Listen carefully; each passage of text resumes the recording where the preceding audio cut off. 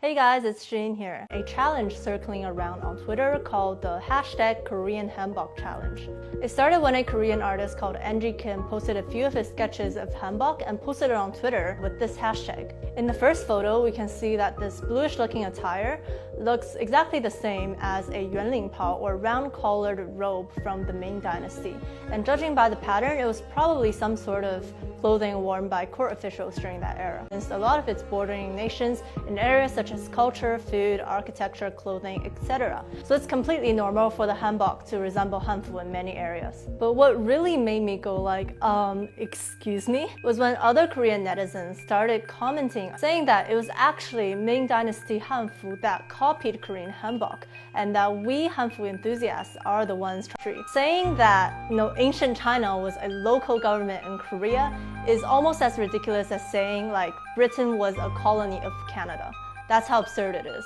Now let me tell you what actual history looks like. Go-Joseon or Gu Chaoxian was an ancient kingdom in the Korean Peninsula States period, which existed around the same time as the Tang Dynasty in China. Much of the Korean peninsula had already adopted the round collar style of clothing, which they called guanbok, to be used as a formal attire worn by court officials. During the Ming Dynasty, China shared a very close trade and diplomatic relationship with the Joseon Dynasty. Both had just emerged from Mongolian rule, and both share Confucian values as the basis for their society. In fact, the Ming Emperor even sent over 200,000 troops to aid the Joseon Dynasty when Hideyushi's troops from Japan tried to attack the Korean peninsula. As such, it would have been very common for the Joseon Dynasty to send officials over to the Ming court to reside and work in order to maintain this sort of relationship. Now, as we can see in this comparison photo, the dragon robe worn by King Taizhou of Joseon basically looks exactly the same, with the exception of color maybe, to the one worn by Ming Taizu of China. And here I cite the study of Danryong structure by Lee Tae-ok and Cho Woo-hyun in 2003.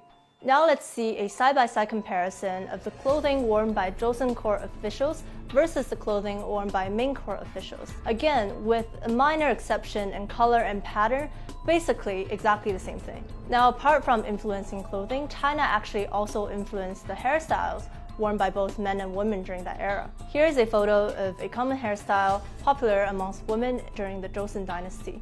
But in fact, this type of hairstyle already existed 500 years ago in the Tang Dynasty in China. And here we have another depiction of the clothing worn by court officials during the Joseon Dynasty.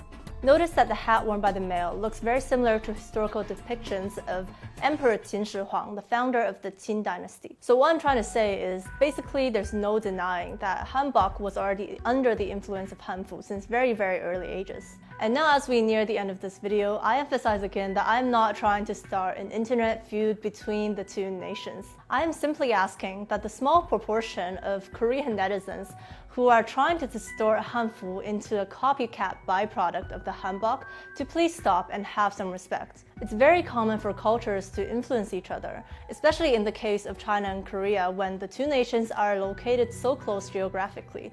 And really, there's no shame to admitting that your clothing was influenced by another culture.